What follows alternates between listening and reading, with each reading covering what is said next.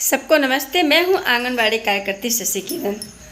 आज मैं टॉपिक लाई हूं आप लोगों के लिए कि आंगनबाड़ी बहनों के मानदेय संबंधित समस्याएं।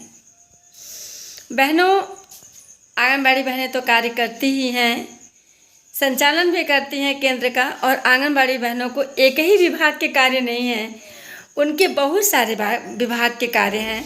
जैसे सबसे पहले तो उनका शाला पूर्व शिक्षा है, गृह भ्रमण है, अपने विभाग के कार्य के अलावा स्वास्थ्य का कार्य है, फिर इनकी ड्यूटी लगा दी जाती है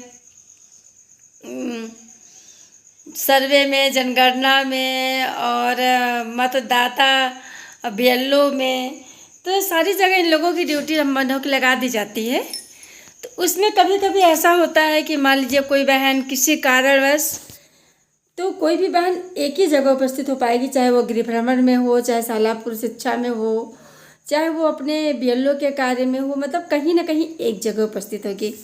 लेकिन अधिकारियों का कहना है कि जैसे अभी आया था ये संचारी रोग नियंत्रण, तो इसमें हम लोगों को 10 से 20 घर गृह भ्रमण करने थे। तो उसमें आशा का कहना था कि नहीं आंगनबाड़ी दीदी, आप मेरे साथ सुबह चलिए, हमारा आदेश है कि आप सुबह चलिए, सुबह हमारे साथ गृह भ्रमण करिए। हमारे विभाग के अधिकारी कह रहे थे नहीं, आप केंद्र संचालन करके गृह भ्रमण के समय आप संचारी रोग नियंत्रण पर कार्य करने जाएंगे। तो इस दुविधा में आंगनबाड़ी बहनें बहुत परेशान हो गई थीं। और परेशान क्यों नहीं होंगी, वो अपने अधिकारी का बात माने कि केंद्र संचालन करके उस संचारी रोग नियंत्रण में जाएं कि संचारी रोग नियंत्रण करके केंद्र संचालन करें। तो ये सारी समस्याएं तो बहुत ढेर सारी होती हैं।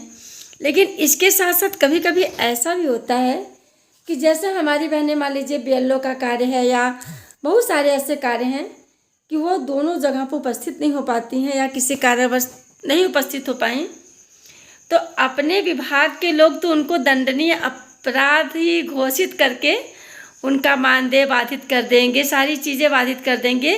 और वो भी आंगनबाड़ी बहनें तो 4,500 6,000 इतना ही पाती हैं हमारे उत्तर प्रदेश की। तो उनका मानदेय बाधित एक दिन का नहीं करते हैं, अग्रिम आदेश तक मानदेय बाधित करते हैं। मतलब जब तक बहन का संतोषजनक स्पष्टीकरण अगर नहीं मिल पाता है तो उस बहन का साल भर 6 महीने तक मानदेय आएगा ही नहीं। और जो मानदेय अगर नहीं आया तो फिर कभी किसी जन्म में आता भी नहीं है। और उस मानदेय को पाने के लिए बहनों को बहुत संघर्ष करना पड़ता है। तो ये हमारे मानदेय संबंधित समस्याएं हैं। तो जब हम अपने विभाग का कार्य अगर ना करें, हमारे अधिकारी हमको अपराधी घोषित करें और हमको दंड दे तो समझ में आता है।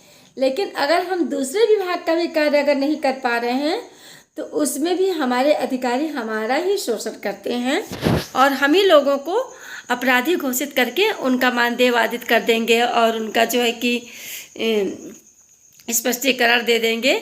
और अन्य विभाग के लोग लिखेंगे कि आपकी आंगनबाड़ी कार्यकर्ती बीएलओ के कार्य में अनुपस्थित रही, आपकी आंगनबाड़ी कार्यकर्ती संचारी रोग के नियंत्रण के कार्य में अनुपस्थित रही।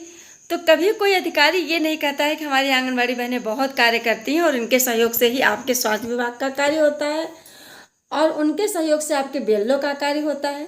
तो अगर हमारी आंगनबाड़ी कार्यकर्ती वहाँ नहीं थी तो हो सकता है अपने क्षेत्र में गई होगी, कहीं ना कहीं गई होगी, या बीएलओ के फार्म के लिए ही वो गृह भ्रमण करने चली गई होगी। कि हो सकता है भाई कोई फार्म नहीं ला रहा है तो बूथ पे बैठने का क्या मतलब है कि जब तक हमको फार्म ना मिले और हम बूथ पे बैठे रहें और हमको फार्म ही ना मिले तो उसका कोई मतलब नहीं होता है। तो उस स्थिति में होता है कि चले हम 2-4 घर भ्रमण कर लेते हैं, हो सकता है कोई फार्म मिल जाए। तो नहीं, अधिकारी का कहना रहता है आप बूथ के दिन बूथ पे ही बैठिए, आप चाहे फार्म मिले या ना मिले आप वहीं बैठिए। और फिर जब नहीं मिलेगा तो उससे ये भी सवाल पूछा जाएगा कि आपका 0 फार्म क्यों है। तो सारी समस्याएं, बहुत ढेर सारी समस्याएं हैं। लेकिन सबसे बड़ी समस्या ये है कि अगर हमारी आंगनबाड़ी कार्यकर्ती किसी कार्यवश कहीं अनुपस्थित रही, उसको सबसे पहले स्पष्टीकरण मिलता है। स्पष्टीकरण का जवाब देने के बाद उसका 1 दिन का मानदेय नहीं बाधित होता है, उसका 1 महीने का मानदेय बाधित हो जाता है। 6 महीने का मानदेय बाधित हो जाता है, साल भर का मानदेय बाधित हो जाता है। और उस स्थिति में उस आंगनबाड़ी बहन के घर का खर्चा कैसे चलता है, उस आंगनबाड़ी से ज़्यादा कोई और नहीं जानेगा। तो इसलिए हम कहना चाहेंगे कि बहनों, आप कार्य कर रही हैं, करें, लेकिन अगर आप रोज़ तो अनुपस्थित होती नहीं होंगी, कभी कदा कहीं जाती होंगी, तो अगर आप कहीं जा रही हैं तो सबसे पहले आप एक छुट्टी की एप्लीकेशन अपने विभाग के अधिकारी को ज़रूर दें, ताकि ये सूचना आपके अधिकारी के पास रहे कि हमारी आंगनबाड़ी कार्यकर्ती अगर आज नहीं आई थी तो उसका क्या रीज़न था, वो कहाँ थी, कहाँ नहीं थी। क्योंकि एक हम लोगों को ऐसा तो भी नहीं है कि छुट्टियां नहीं मिलती, हम लोगों को बहुत ढेर सारी छुट्टियां मिलती हैं, 10-12 छुट्टियां तो मिली जाती हैं। तो उस छुट्टी का हम लोग सही उपयोग करें। क्यों हम एक दिन की छुट्टी बचाने के चक्कर में महीने महीने, 2-2 महीने, 4-4, 6-6 महीने का मानदेय बाधित कराएं। तो मैं उन आंगनबाड़ी बहनों के लिए कह रही हूँ जो अपना केंद्र नियमित संचालन करती हैं, कभी कभी अनुपस्थित हो जाती हैं। और ये भी बात है, जो बहनें कार्य करती हैं, अगर वो प्रतिदिन जा रही हैं और अगर एक दिन नहीं जाएंगी तो वही बहनें पकड़ी जाती हैं जो रोज़ केंद्र का संचालन करती हैं। तो ये सही बात है कि लगा अरे यार, मैं तो रोज़ ही जाती थी पढ़ाने, रोज़ मैं इस कार्य को करने जाती थी, आज नहीं गई तो आज हमारे यहाँ चेकिंग आ गई। तो ऐसा होता है, ये जायज़ सी बात है और मेरे साथ भी होता है। मैं जिस दिन अगर सोचूंगी कि आज मैं नहीं जाऊंगी, तो हालांकि मैं एप्लीकेशन दे के ही जाती हूँ, उस दिन हमारे यहाँ कोई ना कोई ज़रूर टपक पड़ता है और मेरी वहाँ पे छुट्टी की एप्लीकेशन पड़ी रहती है।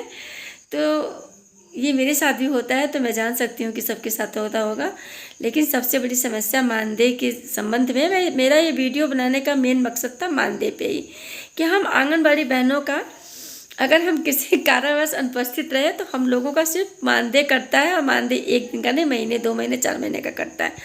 हमारे ब्लॉक में, मैं ब्लॉक का नाम नहीं बताऊंगी, ये ऐसा कार्य हुआ है। हमारे ब्लॉक में कुछ बहनें थी जहाँ पे जन चौपाल लगा और सुपरवाइजर ने कहा कि तुम जन चौपाल में आओ।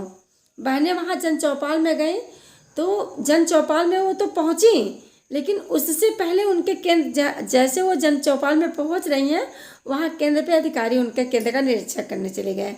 अब वहाँ पे 6-7-8 बहनें अनुपस्थित पाई गई और उनका कम से कम 1.5 साल का मानदेय बाधित हुआ।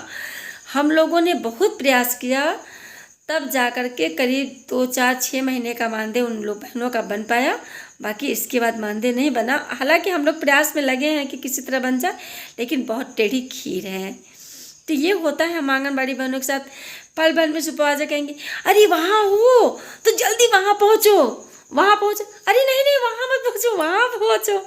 तो ये सब सारी चीज़ें होती हैं हम बहनों के साथ, और हम लोगों को बिल्कुल कठपुतली की तरह नचाया जाता है। दिन तो दिन हम लोगों को रात में भी कार्य करने के लिए मजबूर किया जाता है। लेकिन सबसे बड़ी बात की खुशखबरी ये है कि जो पोषण लेकर आ गया उससे बहुत राहत मिली है।